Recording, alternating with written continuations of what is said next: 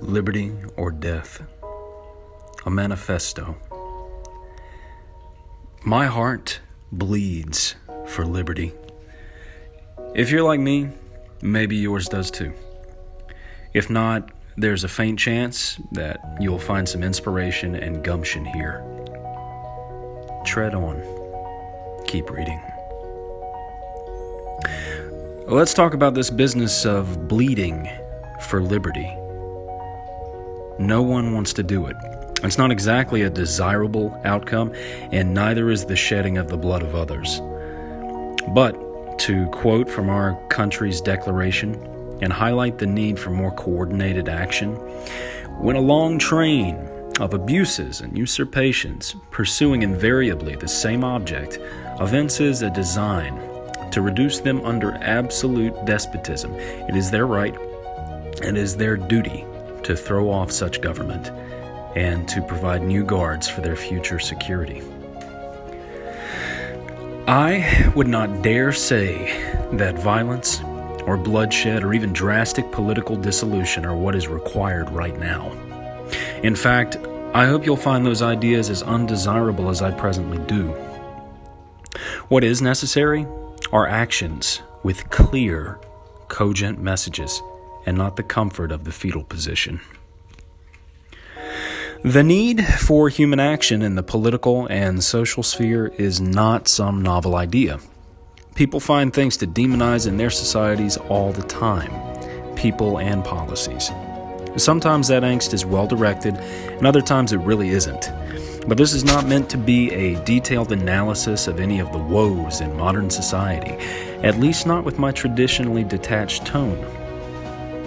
Instead, I want to light a fire so that you might glimpse it, light another, and pass it down the line.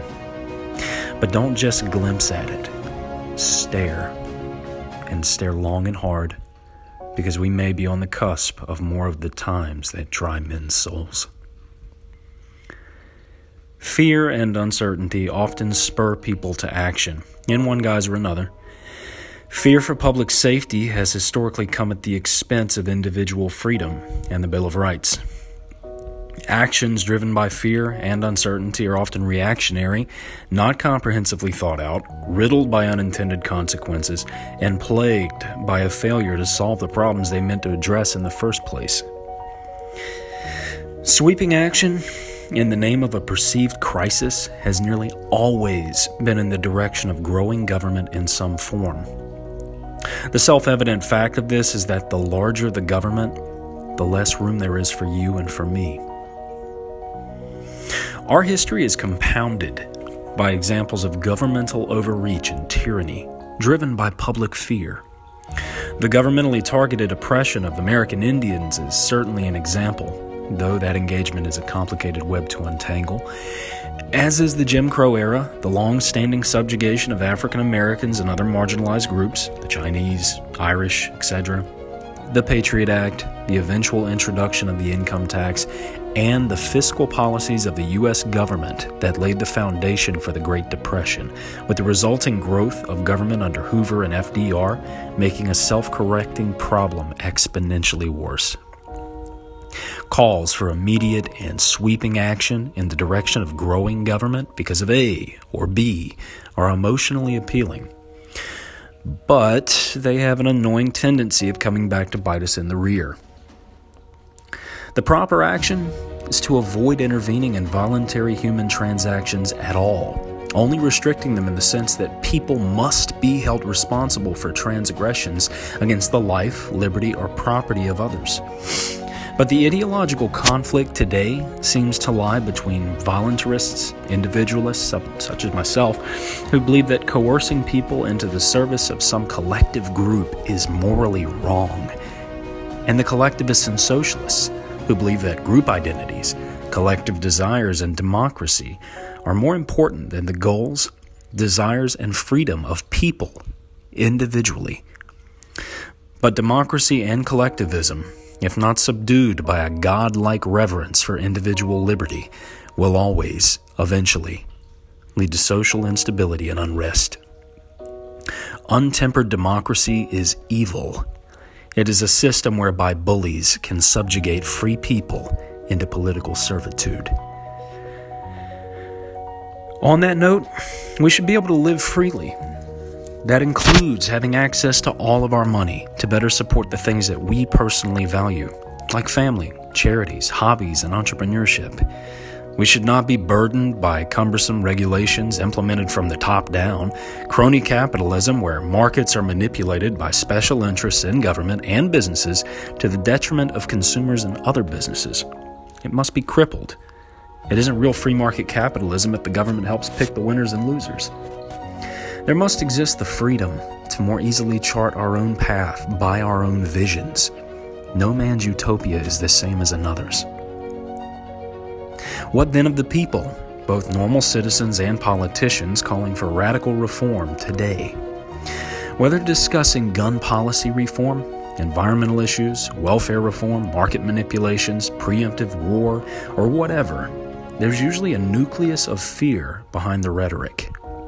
A belief that people can't responsibly be trusted to bear arms, live as a part of nature, not separate from it, make business decisions, or trade freely without appointed puppet masters controlling them and dictating the terms of how they do business, when, where, and if they can bear arms, who they trade with and the conditions of the transactions, what they can say out loud, or what they peacefully do with or put into their own bodies.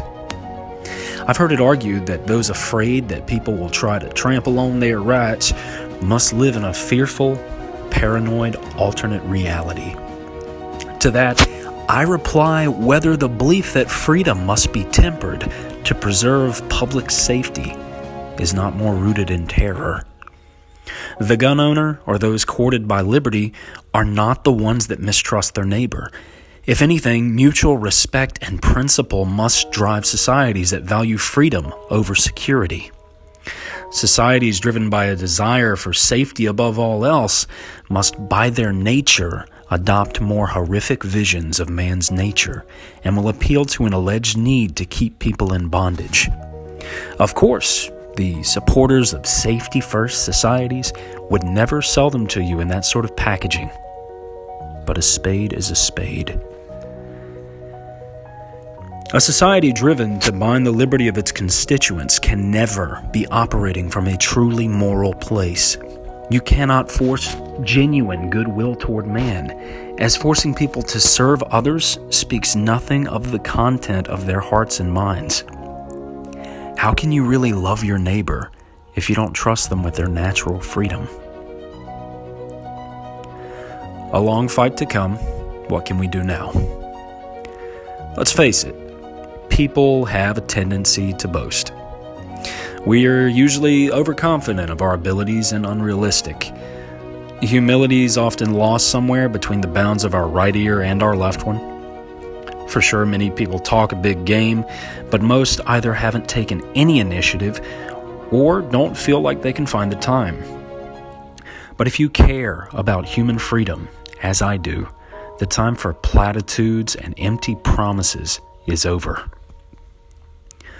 I hope that we never have to engage in violence to acquire a more decentralized, liberty-centric government and society. But if governmental action becomes too oppressive, too restrictive, coordinated violence with clearly communicated goals and reasoning can sometimes be the required response. This must be defensive primarily, but sufficient aggression by a threat can mean different things to different people. To be effective at achieving any end, people in a movement must agree to respond in a coordinated, well-planned fashion for different thresholds of oppressive action. Chiefly, if opposition does A, then we do B. If they do C, then we do D, and on and on. These responses need not be violent, but targeted, goal-driven violence, not indiscriminate, is one course of action. One which should respond in kind to the behavior of the offending governmental agency, enforcer, or politician. May it never come to that, but planning and networking discreetly with trusted, like-minded people will at least enable some form of sanctuary and resistance to oppression. Again, violence, or the threat of it, should only be resorted to under absolute necessity, and when needed, it must be tasteful, clear in intent, and driven by a principled need to combat aggression. A group or individual crossing the threshold into violent action also must capitalize on their strengths, exploit the opponent's weaknesses, and operate in the shadows. It's hard to continue a combative resistance if you're compromised. Do not seek violence, but know that planning and the capacity for rapid response, coordinated action, and moral clarity must be established as a significant deterrent. I'm not a professional strategist, but there are many who share these values who could be. If you will, imagine a network of discreetly and loosely connected groups operating under the radar with no hierarchical ties, which pose a security risk, that are able to agree on responses and coordinate concentrated, targeted action, then, for all intents and purposes, vanish. These can range from simple protests to more extensive discretionary action. Certain Americans seem to discuss resisting abuse from centralized power all of the time. But how often do people really define a specific endgame and the potential means of arriving at it? Do they have a clear set of goals, or are they just playing soldier? How and where might those ends be achieved most effectively? Can it be accomplished peacefully? What if armed resistance ever is the right response? The time for considering thresholds, and everyone has one, and some of these other questions is now. Take this example for more clarity and to get you thinking. A would-be group of resistance activists decides to cooperate because of agreed-upon values and a shared sense of urgency.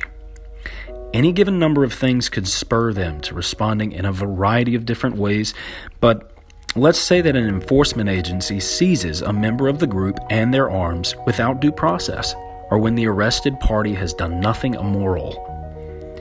Let's say they were the victim of red flag laws. An appropriate response might be determined based on the state of civility in the country.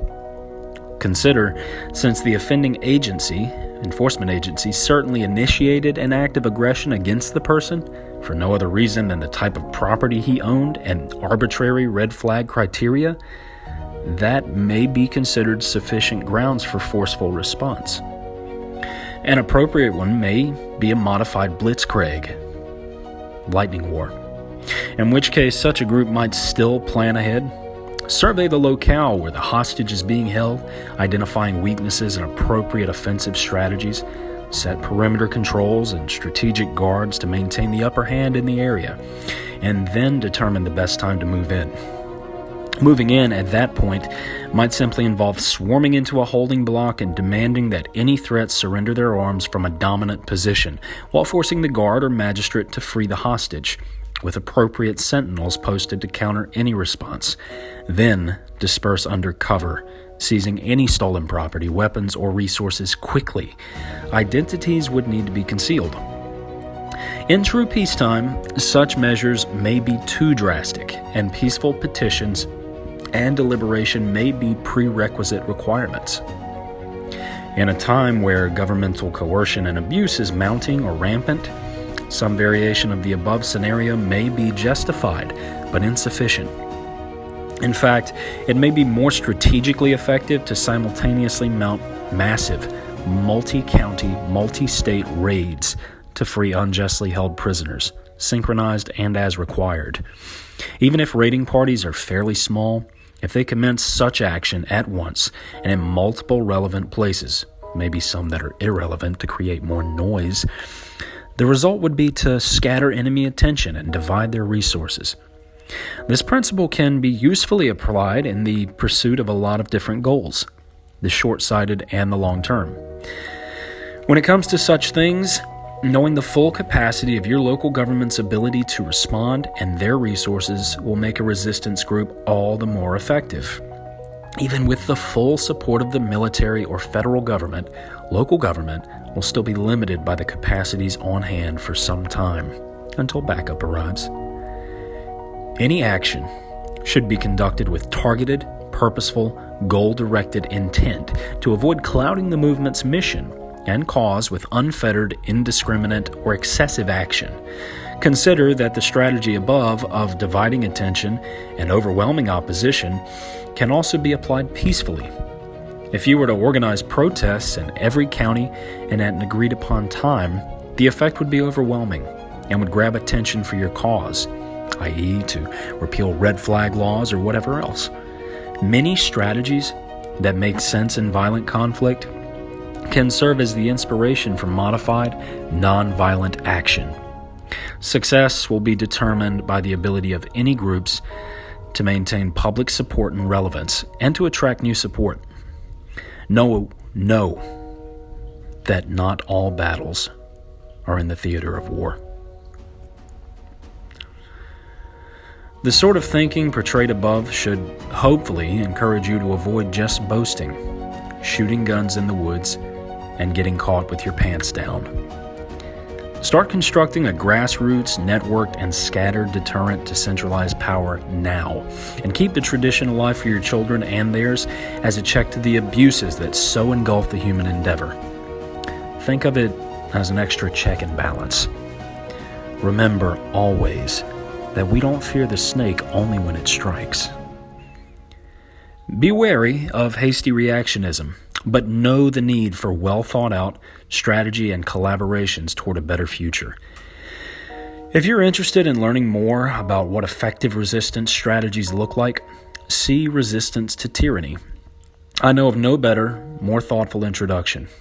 It also would never be a misplaced idea to maintain a dedicated study of Sun Tzu's Art of War, or any analysis largely based on it. Truth be told, we largely live in a time of peace, albeit one with boiling tensions and rhetoric, and I'm unsure as to what you should do next. That's up to you.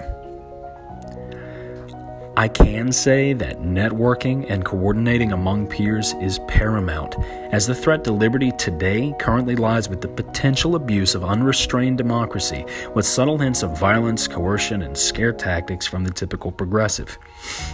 Standard collectivist propaganda and rhetoric also litter the web, media, government, and certain strata of society. Typically collectivism is associated with the far left, but the right is guilty of collectivist thinking as well, particularly as they sometimes see the preservation of the moral fabric of society as more important than limited government and individual rights. The key here, pay attention to this, is get organized. I can't tell you what kinds of action you should take because I don't share your exact values or skills. But if we agree that individual people are greater than the groups that they happen to reside in, and that the collective or some authoritarian has no moral claim over a person unwilling to voluntarily play along, then I'd love to have a cup of coffee with you. I can't solve these problems by myself, and neither can you. People collaborating freely are the engines for real social and cultural reformation. Such cooperation need not be forced.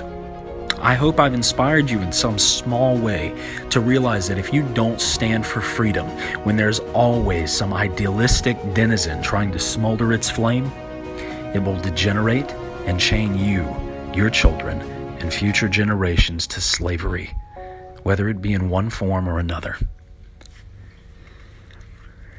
What are some specific things you can do? Volunteer at charities while under a group banner of liberty and inclusiveness. Attend marches and protests, and maybe start a few of your own. Stand for gun rights, the one right that secures the rest. Open up a real, respectful dialogue with people who disagree with you, and navigate the terrain of agreeing upon thresholds for action and the types of actions that are warranted in any given situation. Reach out to established groups that stand for what you value and get involved. Seriously, you shouldn't still be reading this. To those in law enforcement, the military, or the government in general, refuse to enforce unconstitutional laws or pressures. Boycott and fight the power, because it is your responsibility to uphold justice and liberty as embodied in the Constitution, and not to pander to politicians or the mob that is society. Network with those of a like mind. Also, to all, if you care about limited government, I charge you to sign the petition and call for a convention of states. This is something we can do within our existing framework to bring the government to heel, non-violently. If it works, it works. If not, at least we tried to use some of the best means currently available to effect change. Join the Mises Caucus of the Libertarian Party. Yes, the Libertarian Party is in shambles, largely because it started pandering to compromise and tried to appear like a middle-of-the-road party in the past election.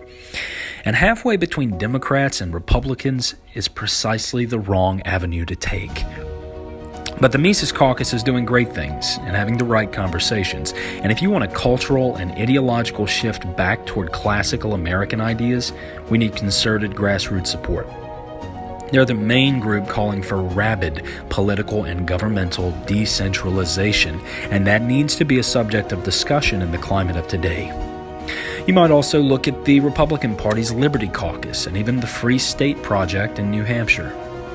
Whatever you do, get to doing. Put some serious thought into what your next steps will be and act soon. If your ability to act were stripped from you tomorrow, you would wish you'd had the foresight and fortitude to get moving. These are not baseless words, and I think that many people share my sentiments. If you would like to chat about these sorts of issues responsibly, contact me by email via the contact tab at the top of the page. Be responsible and use your good sense, but get those mental gears turning and take action. First off, why don't you share this? Share this far and wide. Liberty or death.